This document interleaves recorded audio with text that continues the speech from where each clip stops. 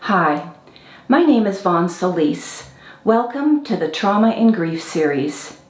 Today we're going to be talking about attachment and the importance of the attachment relationships that were formed from infancy through childhood and how impacting those are, or that particular attachment is, to how well you may or may not be able to cope with a traumatic event later in life. So to first of all explain attachment, these are the relationships we form in utero to the mother, and especially in the last trimester, and the hormones and cortisol that may or may not be passed on through to the developing fetus, affecting the brain development and specifically the development of the circuits in the right brain, which is our emotional brain, and based on that development, which is impacted after birth, in infancy and through childhood by the type of attachment we form to primary caregivers. So the four types are secure, which is optimal, and the three types which are less optimal, which is ambivalence, avoidance, or disorganized, and the effects of each of those that greatly impact how we form interpersonal relationships in adulthood, as well as manage stress. So I found this information through a webinar series that I recently completed through a trauma clinic in the United States. And I'll provide a link in the description to this video down below if you want to know more about that center. But I found it incredibly important when I learned about early childhood attachment, because my own was rather dysfunctional due to the ill health of a parent, and never knowing if I was going to be returning home from as young an age as 6 when I was in the first grade, whether or not that parent was going to be alive. It was a very, very scary experience for me as a child, but of course I didn't know at that age that this was the prime setting for trauma, early childhood trauma, to have already set in and to continually be impacting me until I was an adult. And even then, until I experienced my own traumatic stress after the suicide of my daughter, and specifically my more recent research and understanding of trauma and post-traumatic stress disorder, have I been able to put the two together as to why I specifically went into what they call stress disorder in the psych world. So with these four attachment types being secure, which is where the child is born into a wonderful, secure, loving environment. They are given, a very safe environment in which to explore, return to this feeling of security, which helps them what they call in psychology self-regulate, to be able to handle anything that is a negative affect, which is essentially scary little things. The child goes out and something frightens them. They come home, they are loved and comforted and reassured that they are safe, and this helps them to combat fear and regulate their emotions to understand the difference between danger and non-danger. So it's the ideal environment that we want to be raised in, and in turn, for those of us who are parents, raise our own children. As adults, if you're raised in a secure environment, you go on to be able to communicate your needs. You do feel worthy, you do feel heard, you do feel respected. And if nothing goes wrong, you are living life as a very well-balanced individual. Sure, there are going to be challenges and stress and so on, but you know how to regulate against these negative affects And while your world might become a little bit topsy-turvy for a bit, it doesn't throw you into any traumatic stress that some of these other attachments that we form as infants and children make us vulnerable to. So in the avoidance attachment scenario, which is estimated to be 20% of the population, and I am assuming that is relating to the American population because those figures are from Dr. Dan Siegel. Again, I'll put a link down to his website on attachment information. This is a survival attachment where your needs are not getting met, and so as the child grows and develops and into adulthood, they form a relationship with others that is somewhat detached, and it is an attitude of I can do it myself. So you can see that that could be very, very impacting on connections and just how one sees the world as they go through life as an adult. Because being able to ask for help and being able to connect interpersonally is key to the ultimate experience in being a human, obviously. So the next type of attachment that's very negative is ambivalent. And in this attachment that forms, again from infant through childhood, there is a confused environment. The child doesn't necessarily always know whether their needs are going to be met or not going to be met. So it helps them form a confused sense of identity.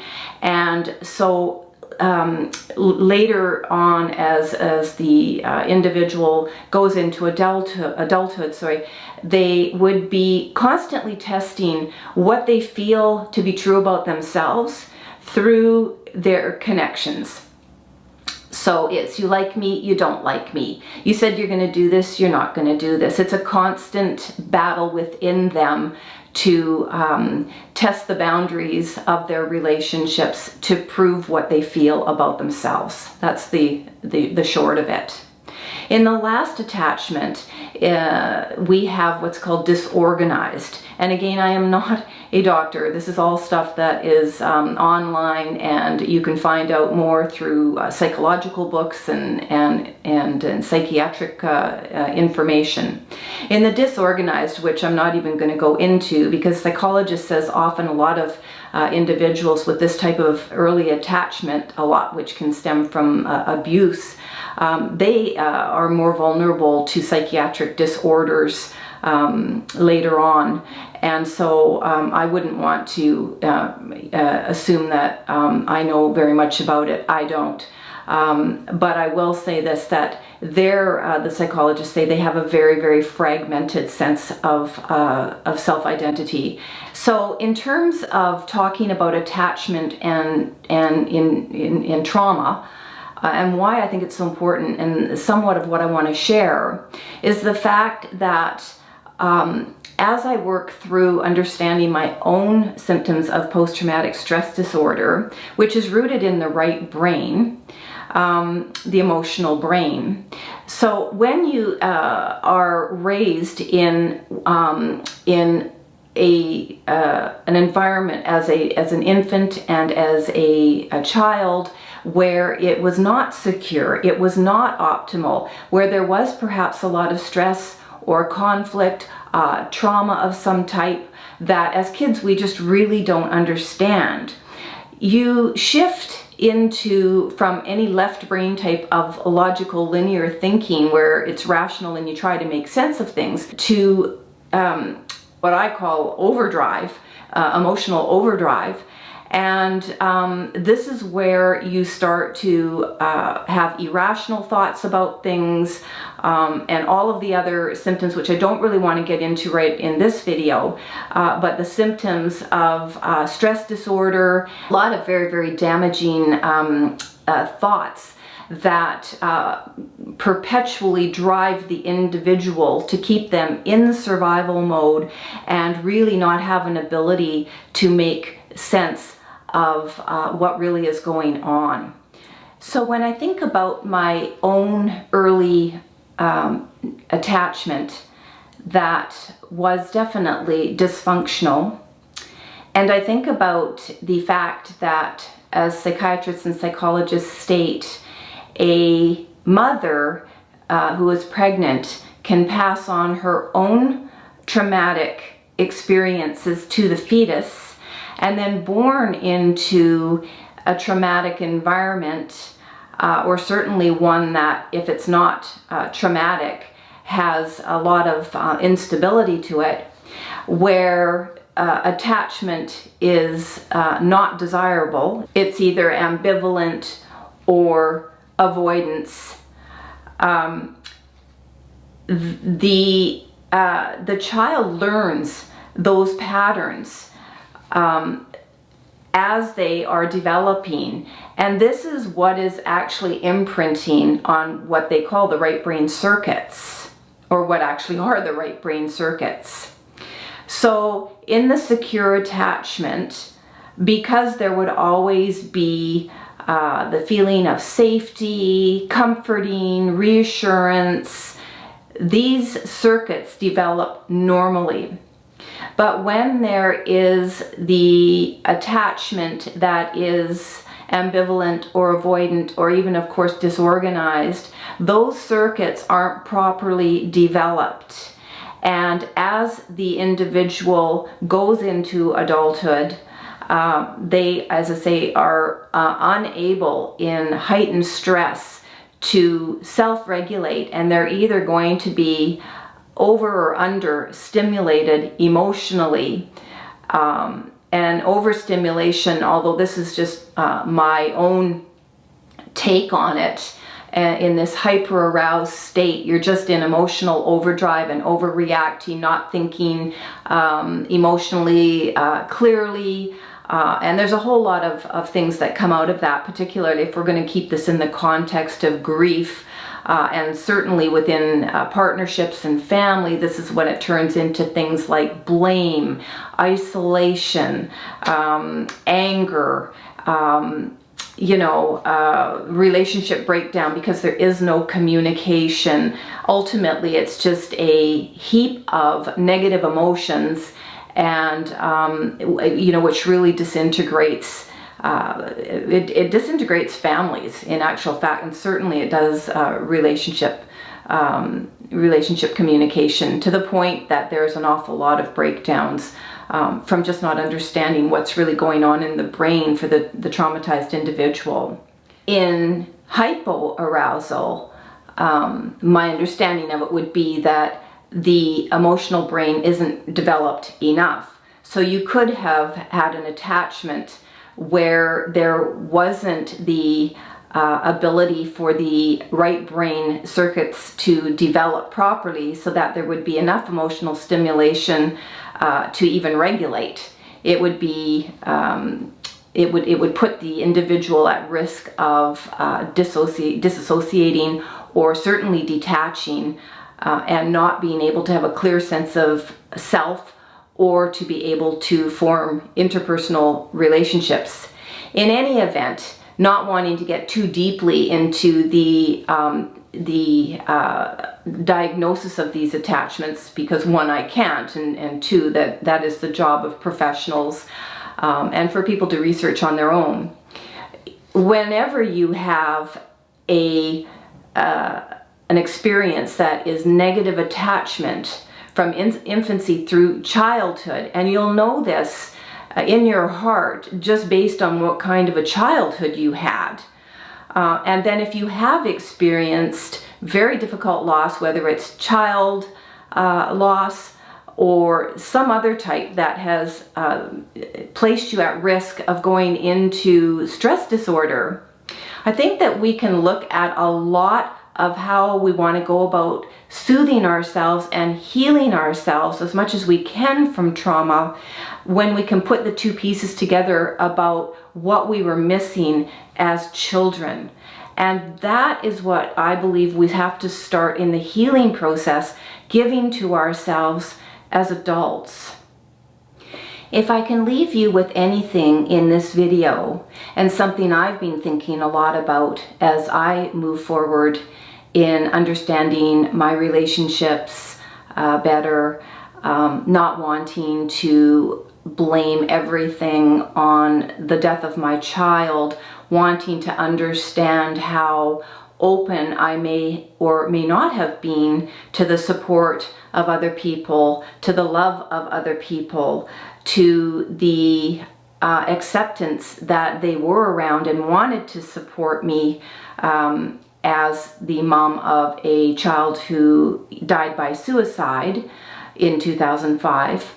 So wanting to better understand what I can do to open myself up to their support now, understanding how I was raised, what my attachment environment was like for me, is helping me understand a lot about what I'd like to change about myself to be able to be a little bit more open to the love and support of others.